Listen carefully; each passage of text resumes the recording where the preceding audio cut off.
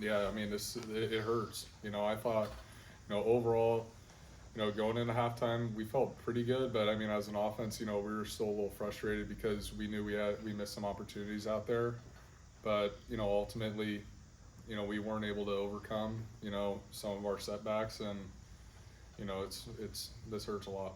How long does this type of game sit with you? Um, I mean, a long time, but right now we can't.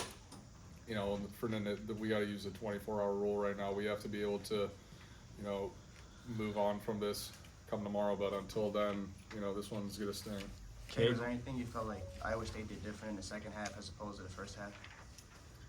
Not really. I mean, I just think at the end of the day, we just couldn't really, get some momentum going in the second half. We were able to, we were moving the ball really well in the first half, but we just couldn't score in the red zone. And I think, that's what really hurt us. So, I think just overall our execution just wasn't there, and I needed to do better, and we just need to be better overall. What did they do to take Luke away from you today? I mean, they did a lot of things. I mean, their defense is a pretty solid defense. You got to hand it to them. I mean, kind of they mix it up a lot of situationally. They mix it up a lot, so it's kind of a lot, honestly. You've been through a lot of ups and downs personally and like on teams. How do you handle these situations now that like linger emotionally? I mean, this is just, there's all kinds of adversity. There's different levels of adversity, and for, whatever someone or me or anyone deals with personally, that's one thing. But we work, and everything we do is to help the team out, and for that's the adversity that really hurts, because we feel like we could have done better for our team to put our team in a better position, and for me, I feel like I could have done more to put our team in a better position today. And yeah, I mean, all kinds of adversity is difficult to deal with, but how we deal with it is what makes us. What was said in the locker room after the game, after you swarmed out? I mean, not much, honestly. I mean, there's not any kind of words that can describe what we're feeling, and there's no kind of words that can make us feel any better. What do you feel like the offense could have done better in that second half? I think the last 6 drives were punt,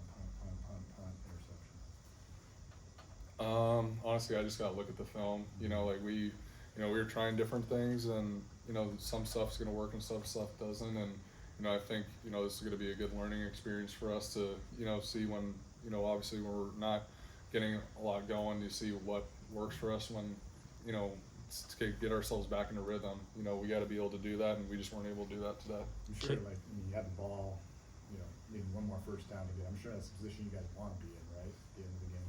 Absolutely. I mean, that's we're one first down away from winning that game, and that's just a part that there's a lot more that went in that game than just that last drive, though. I mean, we missed plenty of opportunity before that.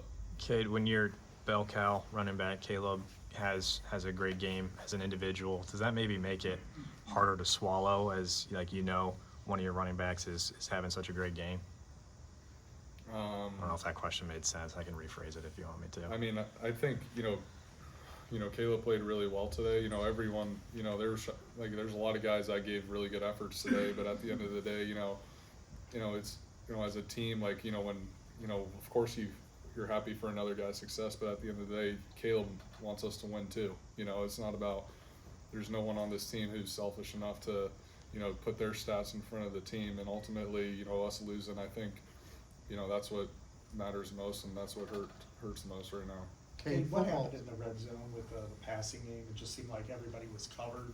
Was it just based on the way their defense was playing, or was there something you could have checked out of it? I mean, they were playing drop 8 coverage, so they have 8 guys in the red zone. There's 8 guys across the entire end zone, and that's, I mean, when we're down that low, there's not a lot of room, and I mean, that's what they did, and it obviously worked for them, but, we just gotta, again, we gotta find ways to, I mean, we knew it was gonna be a 3-man rush at times, and, we did our best to, like, extend some plays. The O-line gave me really good time, but, I think just overall, like, I mean, we had 4 tries. We can't just, come up empty there. We got to find a way. The interception, I think first drive of the second half was what it used to be on that. Yeah, so we were planning on taking a shot. It was more of like a kind of a trickeration play that we were, hopefully gonna fool them going one way and then throw back the other. And their corner did a really good job of coming up to the line of scrimmage and then bailing out of it. And I just made a dumb decision. I should have just thrown it away, or I just can't force a ball in that situation. What did you guys change in the Last second question. half? You guys were obviously working really well in the first half. The second half, did you guys change anything that kind of flipped the switch? No, I don't think there was anything schematically or anything that we changed. I mean, every halftime, whether it's whatever the score is in a game, that we're going to go in at halftime and try and make the best adjustments. And I honestly just don't really think it was the adjustments or it was, our schematic side that just thinks it just comes down to us, being able to execute the play, and we just weren't able to do that well enough today. All right, thanks, Cade. Thanks, Cade. Thanks, kid. Thank you.